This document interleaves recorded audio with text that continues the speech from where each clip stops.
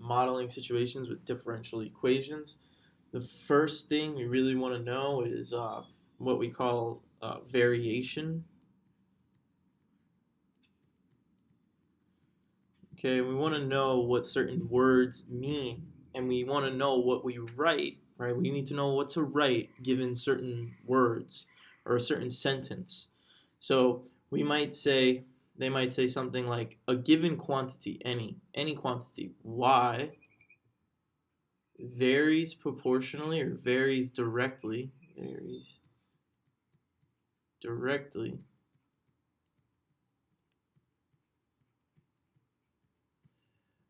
with x. And these two quantities, y and x, could be anything. And what they mean in this, when they say varies directly with x, it means y equals k times x, where k is some constant.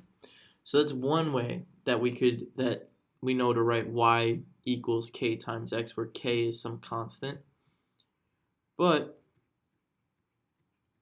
they can state this in a few ways, and they usually state it in the other way. They say y is directly proportional. So directly proportional and varies directly with x mean the same exact thing. So proportional is directly proportional with x. And this means the same thing. You write the same exact equation. Y equals k times x. Now there's the other case, okay? The other case, they're going to state it as y is inversely proportional. And we need to know what is meant when they say inversely proportional.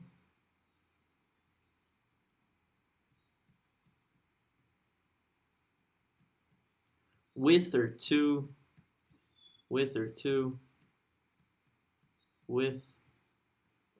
to x. And what's meant by this set of words? It just means y equals k over x. Okay? That's inversely proportional. And now with these two things, we need to know how to apply it, because y could be a little bit more complicated than just one quantity. They could be talking about, they could say like the product of is inversely proportional. The product of whatever, z and m, is inversely proportional to the quotient of m and q, or whatever, anything, right? And then we need to know how to combine the idea with any, star is inversely proportional with or to square. And we really need to be able to generalize these words. So let's take a look at this first example that we have here. So bacteria in a certain culture increases at a rate proportional to the number present. Let's not worry about this question here. We could get back to it when we know, maybe in another unit, but let's not worry about it for the time being. So let's forget about this and let's just see.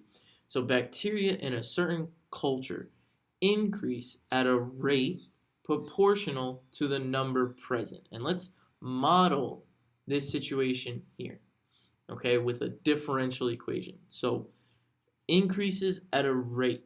So the increase of bacteria, the rate, okay, we need to know, is derivative with respect to time.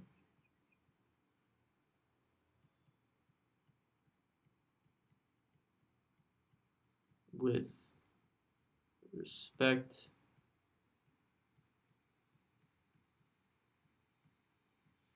to time.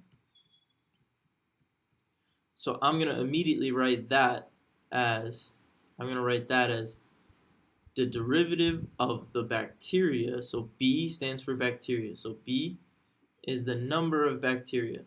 Number of bacteria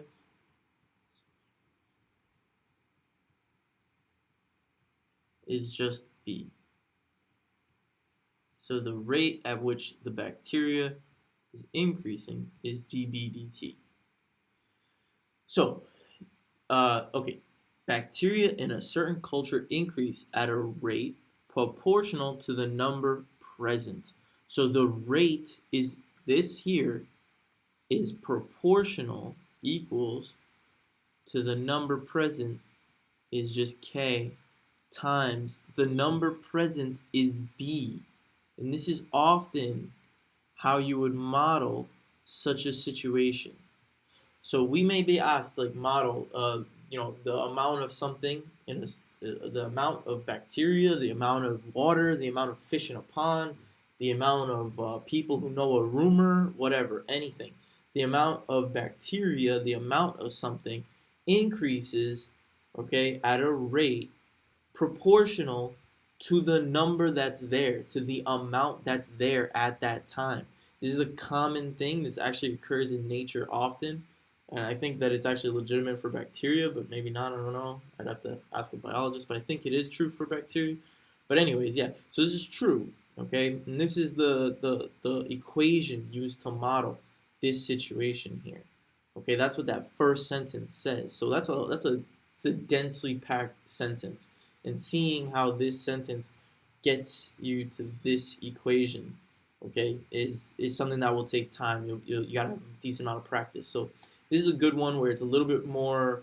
There's a little bit more moving parts, but that actually might help us. And the moving parts kind of maybe clarify things because it's a little bit more descriptive. This one here wasn't very descriptive. It was like, what do we want? How do we model this? All it's saying is one sentence. But here, there's a few things. So, okay, so let's see. A rumor spreads among a population of N people at a rate proportional, okay? So they're talking about the rate at which the rumor spreads, right? Okay, and now the number of people in the population is N. But we want to find out the rate of the number of people who know the rumor. So the rate proportional to the product of the number of people who have heard the rumor and the number of people who have not heard the rumor. So it's proportional to this product, the rate at which the rumor spreads, the number of people who know it, is proportional to the product, the multiplication of the people who know the rumor times the number of people who have not heard the rumor.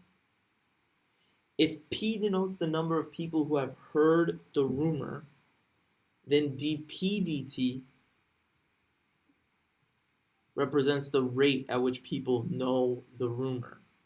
So that's the rate, and when we're told that this rate is proportional to the product of the number of people who have heard the rumor. So that's K. That's the constant of proportionality. You always need that.